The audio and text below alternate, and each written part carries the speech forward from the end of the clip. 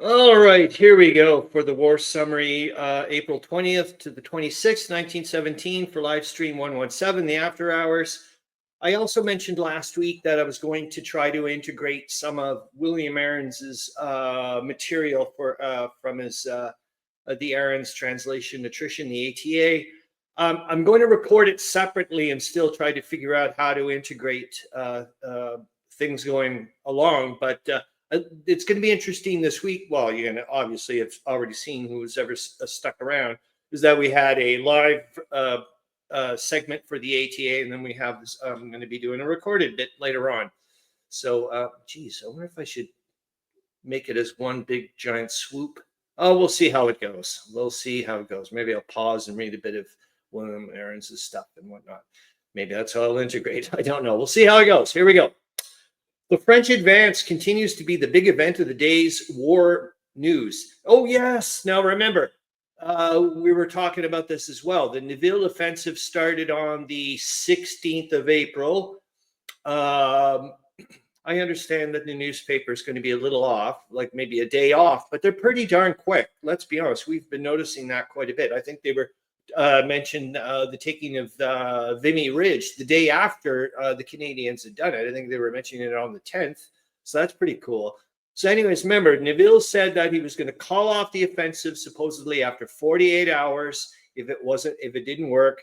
Essentially, what he wanted to do was be able to, from what I know, we're going to look at it later on, or earlier on, I did in the live stream. Hopefully, I did some scans of Knights of the Air, I think Canadians in the Great War, Canadian aviators in the Great War. Anyways, I'm going off track again. But Nivelle was saying that when they would pierce the thing and then follow up with another army and some cavalry and whatnot, and be able to overrun the German defenses that way, and then up towards Belgium and whatnot. And also, I should know this, shouldn't I? Arras, I guess. I'm not. Don't quote me on that. But the British offensive, which included Vimy Ridge and whatnot, and they were going towards Lille-Lens, I do believe. That is a diversionary attack. We're going to find out all this later. Anyways, here we go. So I'm just saying, this is the 20th of April. So already, even if we're a day behind, we're now a day past what Nivelle said, and it's not working. And even them, I think, are trying to start talking about it here. Maybe I'm wrong. We'll see. That's because it sounds like they're doing pretty good right now, isn't it? The French artillery is proving irresistible. With Napoleonic rapidity of attack, the French carried their line to the Chemin des Dames, which runs across the Créon Plateau, herded into a 5-mile compound between La Faux and Joie. The position of the Germans is desperate in this sector. They must clear out or be captured. German resistance has broken down before the French attack. Nowhere have the German troops succeeded in regaining lost ground, although Hindenburg hurled 12 fresh divisions against the French lines. From Soissons to Aubervilliers, Hindenburg resorted in vain to his old tactics of massed formations. The gray-clad German ranks melted before the withering fire of the French guns. Fighting in the Champagne region is very violent at Mononviller. Interesting that they also mentioned that in vain to his old tactics, just due to the fact that on two side notes from what I've been reading. One, they were saying that partially from the book I was reading there. Remember, don't believe anything I say. I'm just telling you what I've been reading, or I'm just whatever. Is that Bloody April partially was Bloody April? Darn it, I can't remember the general's name. Oh, starts with an N, I think. He was very resistant to changing his tactics and whatnot, the British dude. And the Germans knew this. So there you go on that one. As well as, remember, the Germans had adapted from Verdun, which it seems that Nivelle did not seem to understand due to the fact that he was like, okay, we'll just use what I successfully did in Verdun, but on a larger scale. And the Germans, as we know, and as well as they knew exactly where he was going to do it and so on and so forth. It was nuts. 17,000 prisoners and nearly 100 guns have been taken by the French in the recent offensive. General Haig's troops have been captured to date. to 228 guns. I'm screwed if I keep talking all this time, man. I'm like trying to, the after hours is supposed to be just a fill over. It's now like turning into like over. Well, last week's wasn't an hour, but if I keep at this, oh my God. North of the Ain, the enemy under heavy pressure. It's just, I'm loving this stuff. The bits, man. I've told you this before. The enemy under heavy pressure fell back from Aizy, Joie, and La Faux villages, the French hanging on to their rear guards. These villages lie north of Vailly. Fort de Combe, northeast of Soissons, also was occupied by Neville's troops. In the region of Pirtoubiz, darn it. After a lively fight, the French captured a point north of the farm, taking 500 prisoners and 2 big guns. In the Champagne region, there was a furious cannonade. 2 German counterattacks north of Mohon and Montcarnier were repulsed, the French enlarging their positions. Northwest of Auberive, they stormed and captured a strong system of German trenches along a front of about 1.25 miles. The German official report of yesterday's fighting is brief. Southeast of Arras and on the Crayon Plateau, the firing was more intense. The report alleges that the French attacks along the Ain-Marne Canal failed, while in Champagne, although the French gained northeast of Auberive is admitted, the Germans claim to have obtained some compensating advantages in their counterattacks. According to the French reports, it was a day of substantial gains. South of Monchy-le-Preux, the British made a slight improvement in their position, the nature of which is not disclosed. East of Fampoux and southeast of Luce, a number of German prisoners were captured. South of Lens, a bombing attack on the British trenches was repulsed. On the Belgian front, a furious artillery engagement continues from day to day. Fighting also took place at Stringstrata between bombing parties. Fighting in various sectors in the Balkans was carried on chiefly by artillery. The enemy has been very active on the right bank of the Vardar. Attempts of the enemy at several points to carry out reconnaissances in force were frustrated. I'm sure the sides that are shooting off the artillery, maybe both, unless you're getting nailed by the opposing artillery, must be like, oh, keep this up. I prefer artillery war than going over the flippin' trench war. Anyways, Neville's invincible troops. Oh, brother. Oh, my gosh. This is just because we know. That's the thing. It's just so tasty to know. It's like, my God, do you ever, using the wrong words. Neville's invincible troops continue to make headway in the great battle. Well, they're not. They're not invincible.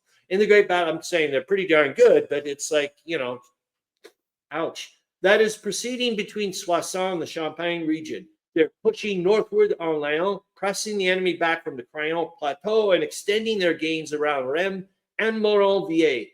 Berlin admits Hindenburg's retreat to the Siegfried positions. This new German line of defense runs east and west across the Crayon Plateau between Laon and the Chemin des Dames.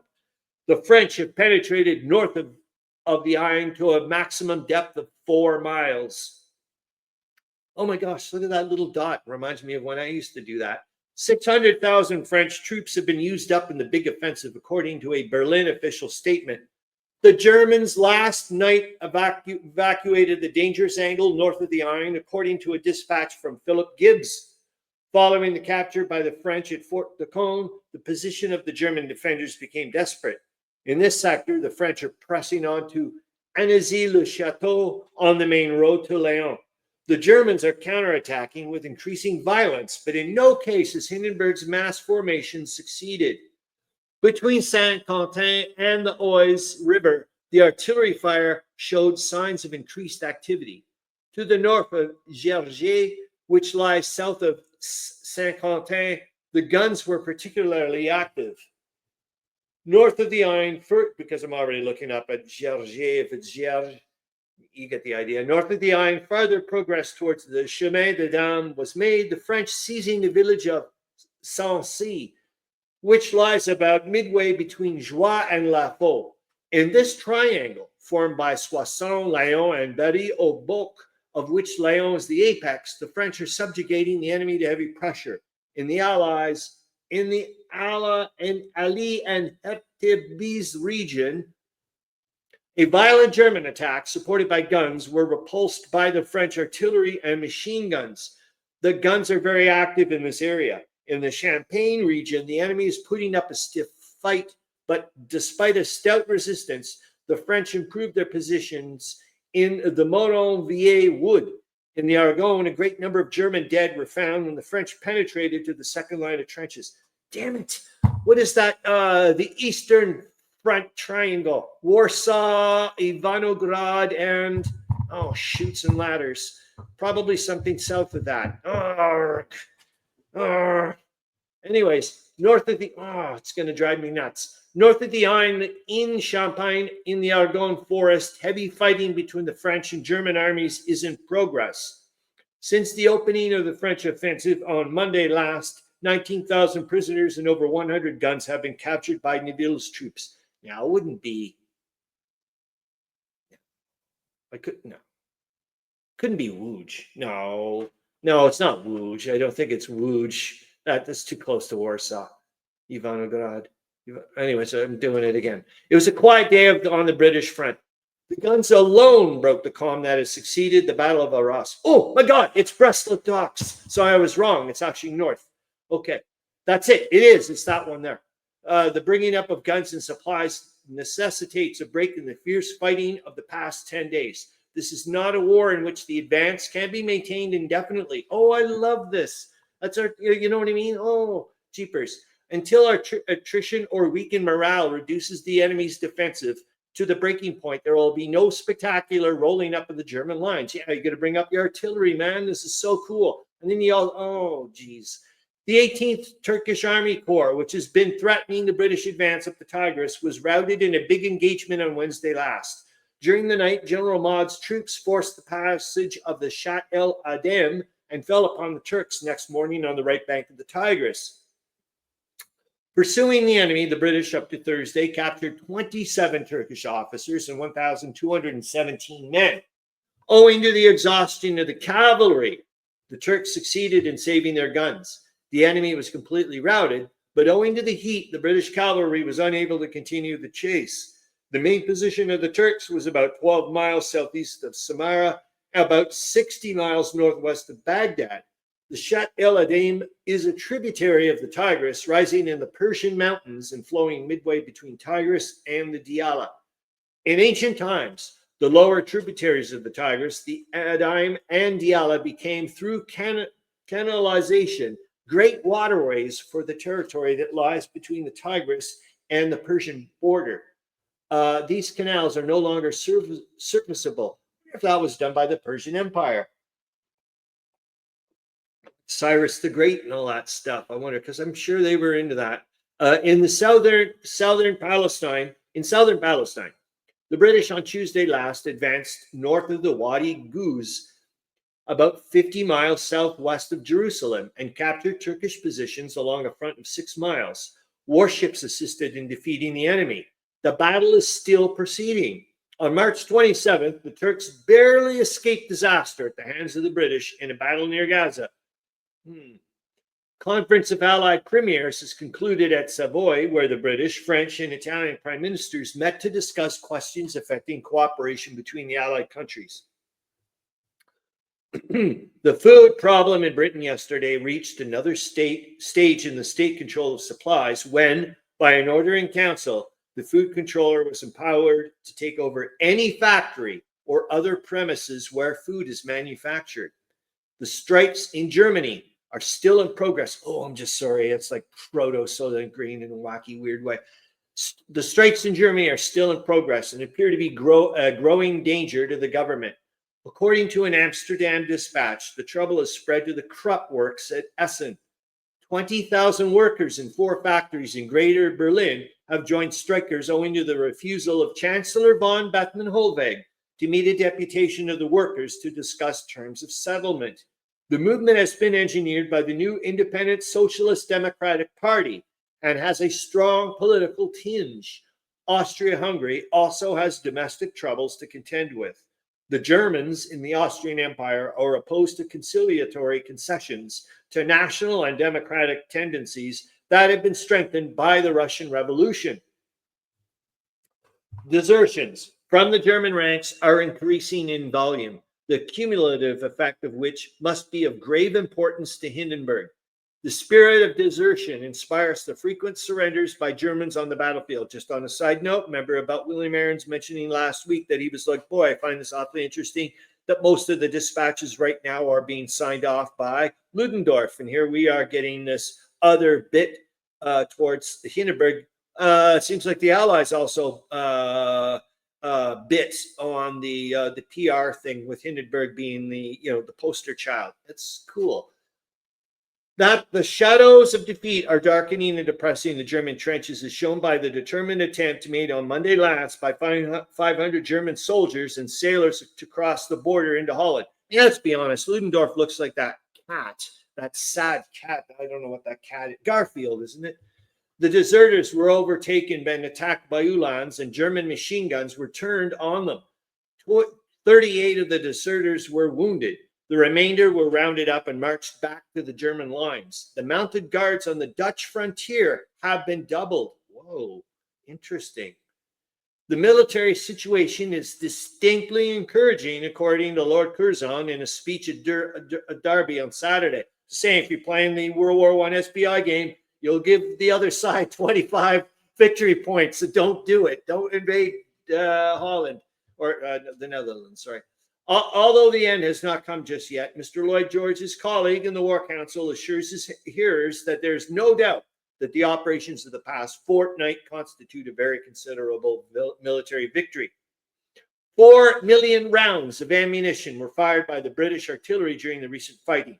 Lord Curzon, while emphasizing the wonderful superiority in gunfire of the Allies, warned the public that the military power of Germany is still sufficiently strong to resist the dictation of peace terms by the Allies. Shit! I have it written down somewhere in a previous live stream. I didn't write it. I didn't ever mention it. It is 15 months worth of battles. If you connect, I think it's Verdun and the Third Battle of Ypres. I'm not sure. Don't get me wrong on that. But I did break it down, and it's one bullet every 2 seconds for 15 months straight. I was like, it may not sound like a lot, but think about that. But it was like one bullet almost every 2 seconds. Holy moly, like for 15 months straight. That's what was fired. Anyways, the French are pushing forward to the Léon Plateau, relying upon their guns in this and other sectors to blast away for the infantry at a minimum loss in casualties. General Neville is very sparing of his men, but prodigal in his use of guns and expenditure of shells. The Allies are closing in on Cambrai and Saint-Quentin. German counterattacks, that's where they're supposed to meet up, I think, is Cambrai with the British, if everything went right, which it didn't. German counterattacks nowhere have succeeded in regaining lost ground.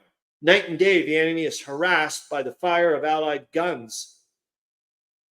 The French Midnight Report tells of fighting in the sector south of Saint-Quentin at a point north of the village of Uvière. The Germans again strafed Reims, particularly in the neighborhood of the famous cathedral. In the Champagne region, the enemy launched a series of counterattacks on the heights held by the French in the Mononville area. A violent assault on Monthon led to a fierce engagement, but the temporary advantages gained by the heavy German onslaught were immediately wiped out by the French machine guns in counterattacks that took heavy toll of the enemy. Violent artillery fighting south of Saint-Quentin was reported in the French official dispatch Saturday night. Since the beginning of the present offensive, the prisoners taken by the British and French numbered 33,000, and the total guns captured 330. North of Sancy, the French made progress on Saturday on the plateau between the Aisne and the Chemin des Dames. East of Craon, plateau ground was gained in the vicinity of Hutterbise, north of Bray-en-Lyonnaise. The enemy made 4 attempts to leave the trenches for a counterattack, but was prevented on each occasion by a French barrage. All the fighting recorded took place within the Léon-Soissons-Neufchâtel triangle on what is known as the Saint-Quentin-Reims front. Patrol skirmishes and grenade fighting took place in the Champagne region west of the Navarin farm. German aeroplanes bombarded Dunkirk on Friday night, wounding 3 civilians. The British advance on Cambrai was pushed another mile on Friday by the capture of the village of Gonelu after a sharp fight. On Saturday, the enemy endeavored to recapture the village but was repulsed. Many German dead were left on the field. Farther advances were made on the Lens-Douai front, east of Fampoux and northwest of Lens. In the local fighting near Lens, 2 German counterattacks were defeated. South of Ypres, the Germans raided a crater held as a post and captured a few men. In the Arras-Lens region, according to a Berlin official statement, the artillery fire increased to the most extreme violence. Ooh, what if we'll find that in the William Aarons' ATA? Probably are. There are indications of preparations for renewed activity along this front. Southeast of Luce, the British gained more ground and took a number of prisoners. East of Havrincourt Wood, the village of Tresco was carried. Renewed aerial activity on the British front and much fighting between the scouts are reported in the British official dispatch. 5 German machines and 4 British were brought down during the fighting. On the Canadian front, preparations are on foot for the next big offensive. According to the cable dispatches of Stuart Lyon, thousands of men are now engaged building roads and hauling up munitions. Significant of the decline in the enemy's military strength is Mr. Lyon's statement, based on the observations of artillery experts, that the enemy's high explosive shells are deteriorating in quality, many of them never exploding. Bombs and grenades in use by the enemy also show signs of a marked decrease in destructive power. In southern Palestine, the British forces have consolidated the ground recently gained and are now in touch with the main position of the enemy, which covers Gaza, about 50 miles southwest of Jerusalem. Okay, let's just look at that sentence again. I'm just going to say here. In southern Palestine, the British forces have consolidated the ground recently gained. Okay, all right. That doesn't sound spectacular. I'm just optimistic. The other one, though, is interesting because it may mean it the way you may not want it to have been in touch with the main position of the enemy right now. Thank you very much. But they're like, and are now in touch with the main position of the enemy, whether you like it or not, that's what I'm trying to get at, which covers Gaza about 50 miles southwest of Jerusalem. On Wednesday last, 200 Turkish prisoners were captured. Speaking at Derby on Saturday last, Lord Curzon advised the British people to keep their eye on Mesopotamia. The steady progress in this region on all fronts, combined with the big forces employed, points to the operations in this quarter as of more than minor importance. Plus, it's basically the only 100% good thing that's going on right now for you. I'm just saying, like, yeah, I would keep my eye on that too. German, don't look down. Don't look down. Oh, brother. German, don't go down there. German naval activities are reported from Dover and Calais. And William Aarons talks about this quite a bit in his ATA, man. At Dover, 5 German destroyers made a raid on the harbor, but before any damage was done, they were engaged by 2 British patrol boats. 2 of the enemy destroyers were sunk, the remaining boats withdrawing from the fight at top speed. The British sailors picked up 105 German survivors. The British took place on Friday night and lasted only 5 minutes. The British casualties were slight. On Saturday, German destroyers fired 100 shells in the direction of Calais, killing some civilians and wounding 12. This apparently was the aftermath of the frustrated raid on Dover. Cambrai, Saint-Quentin, and Lyon, cities on the Hindenburg Line, which are under pressure from the Allies, are big railway centers. Lyon particularly is of great importance from a military point of view. 6 lines of railway meet in Lyon. 3 have been rendered useless by the Allied advance. The 3 remaining lines connect the German front with Maubeuge, Hirson, and Mézières. The Germans are doing all in their power to hold on to Lyon, which is a pivotal point of great strength, but the French are pushing in their wedges deeper and deeper into the heart of the German defenses. Two British hospital ships with many wounded aboard were torpedoed without warning on Tuesday last and sunk. 75 men, including 48 British and 15 German wounded, were lost when the two vessels went down. A thrilling tale of heroism is reported in the official announcement of the sinking of the British hospital ship La Franque. The British troops on board stood at attention while the ship was sinking. The Prussians on board, is related, rushed for the lifeboats. All right. So just going to say, who's got the better IQ? Just got to say that.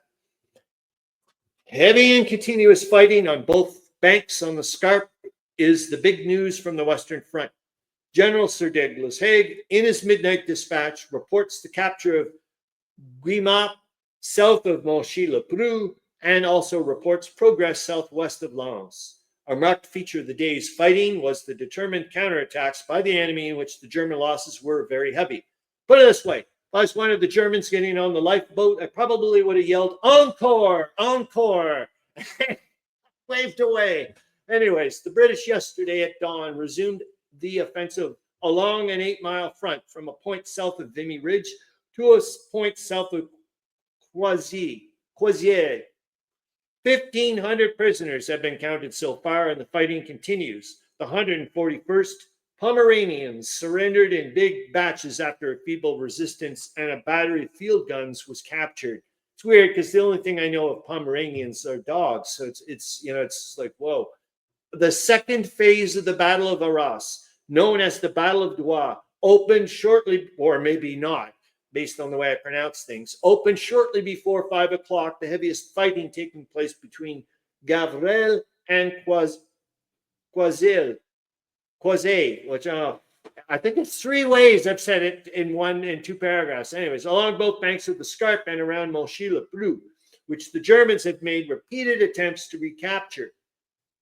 A strong link in the chain of heights now held by the British troops, the capture of Monchy-le-Preux gave General Haig a fine observation post that commands a view eastward for 40 miles. Between Gavrelle and Croisier is the last switch line on this part of the front between the British and the Hindenburg line. The attack on this position was no surprise to the enemy. Many additional batteries and I also saw that in William Aarons's ATA.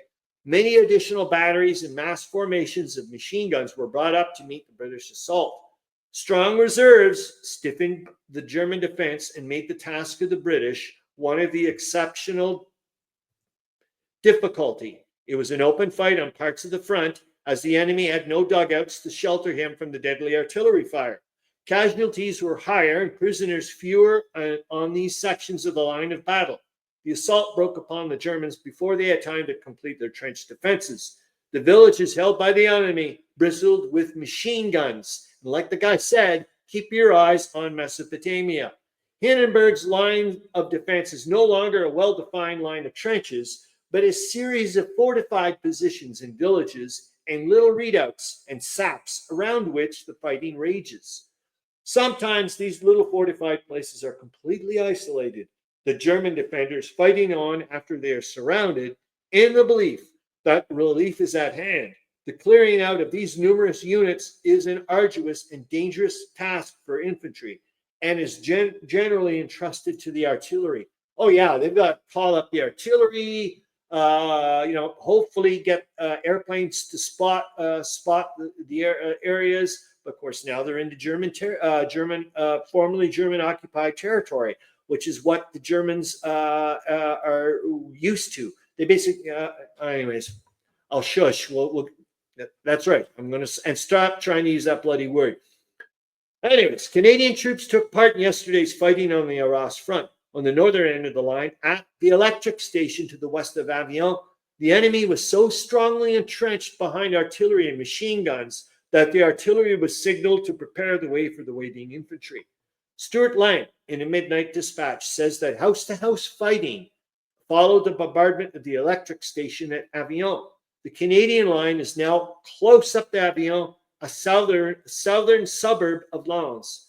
My God, can you imagine? I mean, as you know, I mean, if you got the reserves waiting, and you know the other side's got to like bring up the artillery before they can do. Oh my, it's like, yeah, you're in the great shape. The fight for Léon Plateau is still in progress. The French made further progress yesterday between the Aisne and the Chemin de Dame. North of Sancy, the guns were very active in the Hirtebise farm area. It has been a disastrous week for Germany. The total casualties being estimated at 100,000. Wait until next week. You'll be saying this about France. Hindenburg has been compelled to use up a considerable number of his reserves in his massed attacks against the French positions. The vast plateau of Léon, up the southern side of which the French have been steadily gaining ground, rises from the banks of the Aisne to a height of from 300 to 700 feet.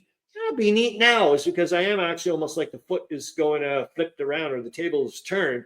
When I start reading out William Aarons' ATA ahead of time, I'm wondering if I'm going to be as critical of the German stuff or am I still going to be biased towards the Central Powers? Be neat to know. The plateau is broken by countless ravines and is traversed in a northeasterly direction by the high road to Maubeuge, along which the French have been driving the enemy. Concealed in the ravines, the enemy had plenty of artillery and machine guns to dispute the French advance. But Neville's troops in the past week have remember, 48 hours, have swept over every obstacle and are still pushing ahead. On the Belgian front, the Germans attacked at various points, but were driven back by the fire of the French batteries. Hand-to-hand fighting took place at some points, penetrated by the enemy, who was driven out with loss of prisoners. German designs against Russia are reflected in a Petrograd dispatch, which announces the sailing of a German battleship and cruiser squadron from the bow. My God, you guys don't even know about the train ride with we know who. Another German warship squadron, it is reported, has left Kiel. The objective of these naval squadrons is Petrograd, according to an official statement from the Riga front, which announces that a number of transports loaded with troops were being convoyed by the German naval flotilla, which left Libau. This sounds like a good Great War at Sea scenario. I wonder if there is one of this one. It'd be neat to find out. The Germans, it is said, hope to land a force on the northern front somewhere on the Gulf of Finland and cut off Petrograd. Since the revolution, it has been the declared intention of the new government to change the capital from Petrograd to Moscow. But there's less to fear from a German attack in this direction now that the revolution has rid Russia of its pro-German rulers. Oh my God. From a strategical point of view, Russia has a number of strongly fortified defenses capable of resisting a German thrust at Petrograd. Oh, I'm just thinking of the map upstairs, the SPI thing. Under the menace of a German occupation of the capital, New Russia, like revolutionary France at the latter end of the 18th century, will be solidly united by the danger from without. Germany in the past, it's the danger from within you got to worry about, man. Germany in the past counted upon the Russian autocracy. The Russian people, which really is the army, has taken the place of the pro-German autocracy, with the exception of a small group of workmen obsessed with anarchist ideas. Oh my gosh. Russia is united in face of the enemy. The danger from a small group of workmen obsessed with anarchist ideas. Oh, brother. This is just beyond juicy, man. The danger from an open rupture between the executive committee of the Duma and the Council of the Workmen's and Soldiers' Deputies was averted by adding Mr. Kerensky, the leader of the latter, to the provisional government as Minister of Justice.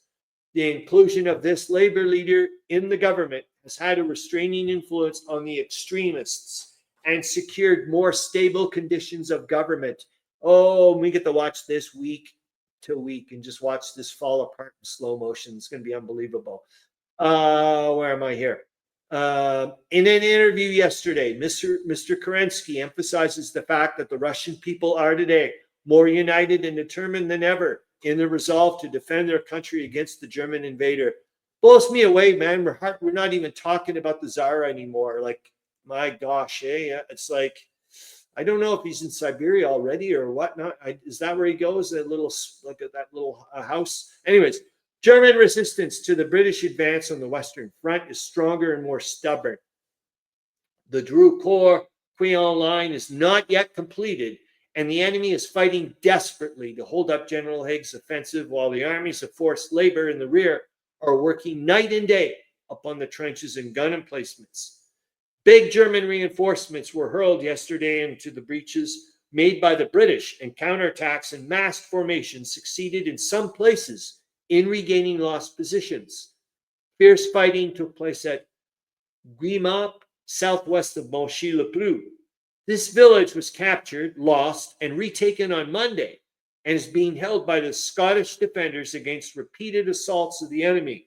It is a battle royal for possession of the dominating heights of Monchy, which command the Cambrai road.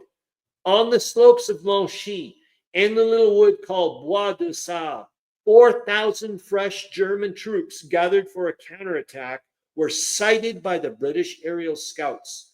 The wood was bombarded with gas shells and the enemy practically annihilated.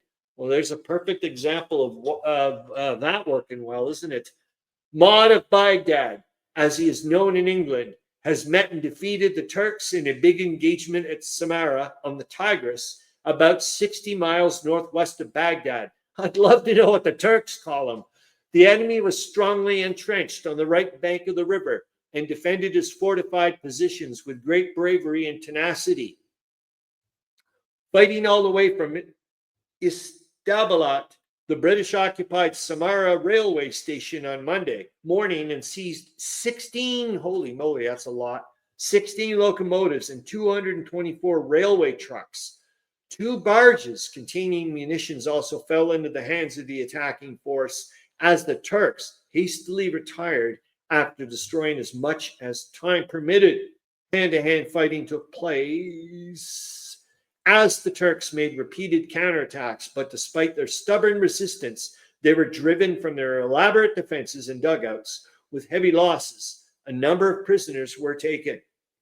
Wearing red and white rosettes in honor of St. George's Day, the British troops advanced against terrific fire from artillery and machine guns. I think I'd be wearing that on my back.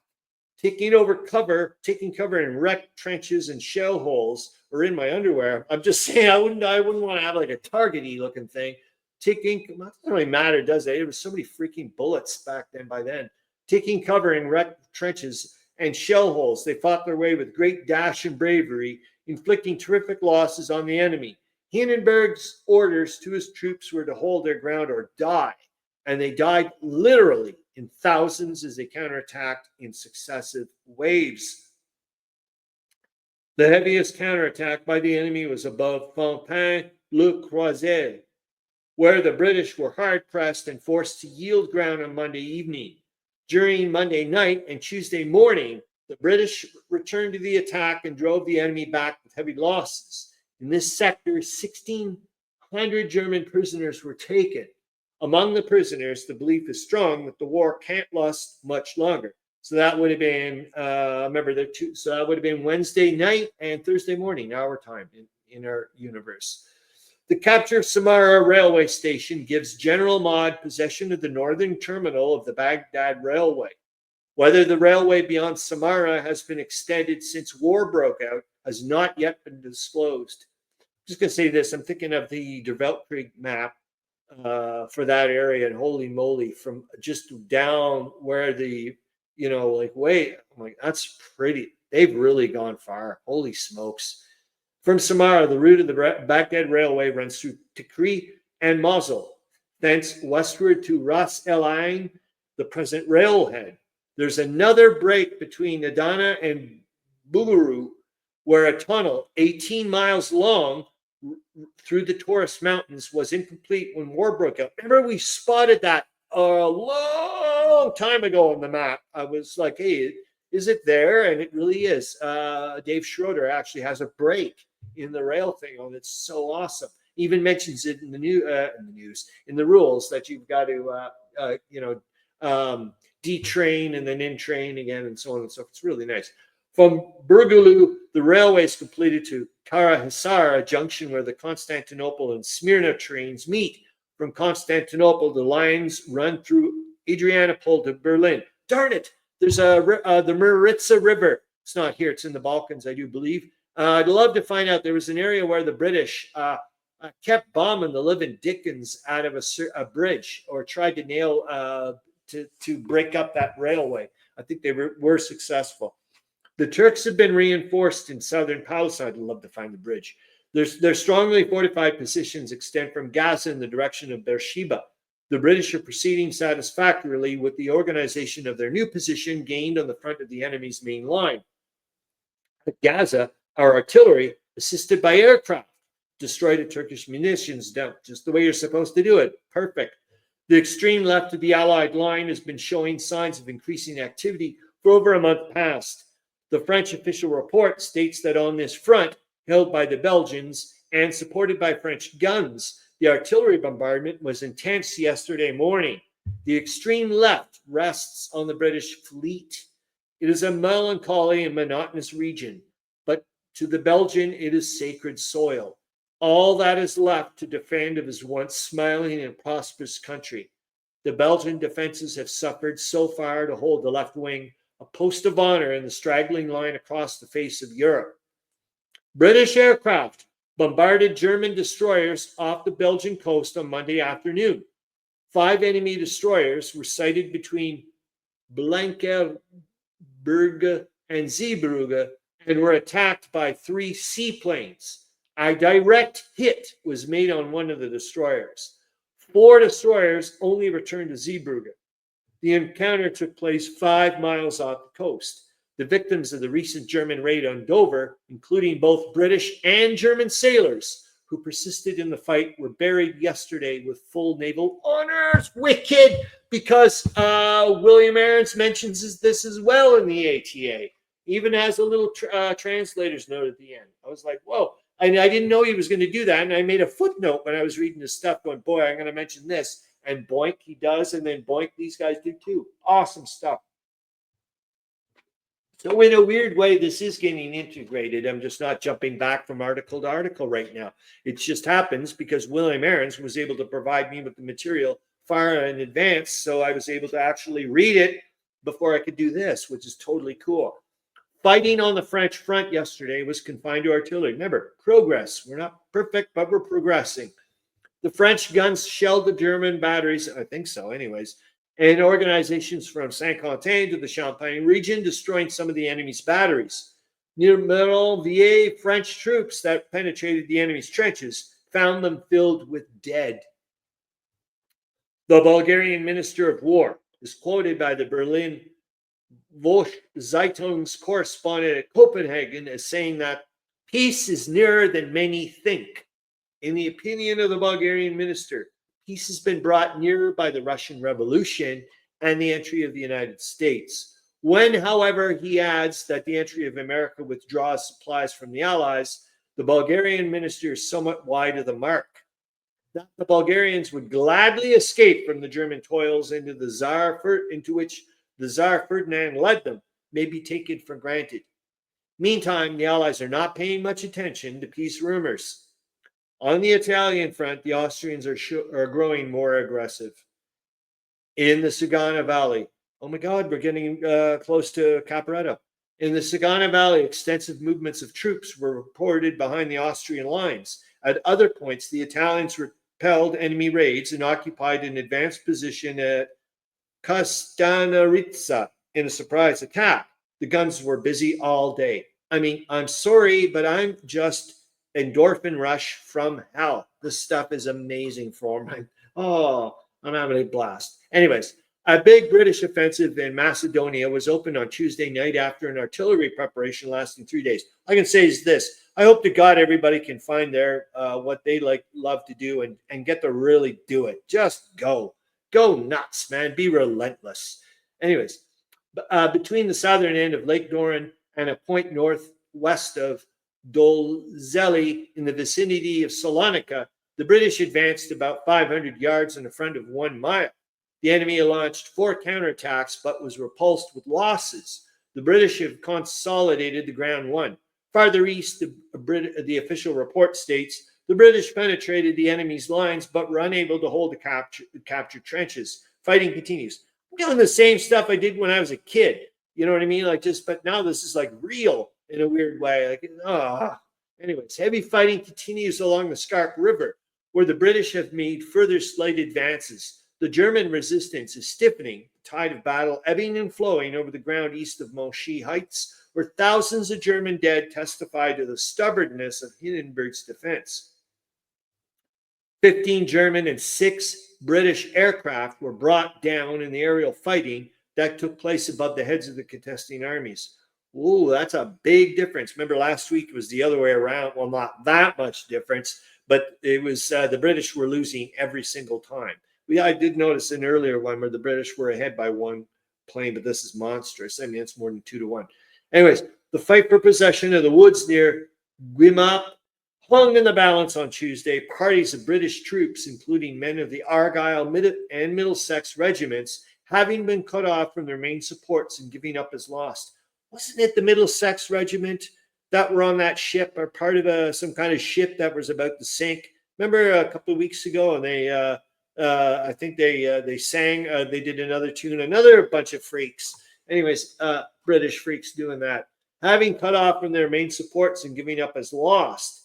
Yesterday morning, then they didn't drown. None of them drowned yesterday, but they were certainly sounding like they were getting ready for it. Well, in a weird way, you know what I mean? Yesterday morning, the Scottish and English troops resumed the attack and relieved the men who had been cut off and who had held out, although under fire from both friends and foes. The line has been restored east of Guimap on the edge of the woods. I could say that, though. I can guarantee you the freaking song or the tune they did was a little bit, maybe a little bit more beats per minute than normal. Men of the Worcester Regiment, according to Philip Gibbs, had a similar experience to that of the Argyll and Middlesex troops. Cut off in a small wood for several days and surrounded by. Doesn't this also have a premonition of that American group there, the Lost Battalion or whatever? Meandering Mike's knows all about those guys. The enemy, they exhausted their emergency rations but refused to surrender, although suffering from thirst and hunger. When the British advanced on Tuesday night, the siege was raised and the gallant Worcesters rejoined their comrades. On the Léon Plateau, north of Vauxhall, the Germans launched an attack against the French trenches, but were dispersed by artillery and machine gun fire. At the Hutterbise farm east of Crayon Plateau, the enemy suffered heavy losses yesterday morning in an unsuccessful attempt to drive out the French. A second attack also failed, the French in a spirited counterattack, forcing the enemy back to his trenches. Northwest of Crayon, north of the Vauxhall Plateau, the French guns broke up a concentration of enemy troops. Artillery fire was continuous along the entire French front. On the Belgian front, especially at Dixmude, the artillery was actively engaged throughout the day. And I haven't heard much from Africa. Like I said last week, I'm wondering if it's because it's the rainy season. Southwest of Lens and southeast of Ypres, enemy raiding parties were repulsed early yesterday morning. Good weather has set in, enabling the aircraft to extend their offensive activities behind the enemy's lines. 40 vessels were sunk by the enemy's submarines and mines last week. The vessels lost being over 1,500 tons each. Of vessels under 1,500 tons each, 15 were sunk. 27 vessels which were attacked outwitted the enemy and escaped. These losses are in excess of the number sunk in any previous week since the Admiralty issued its weekly reports. The submarine danger is still of serious concern to British shipping. Darn it, is it?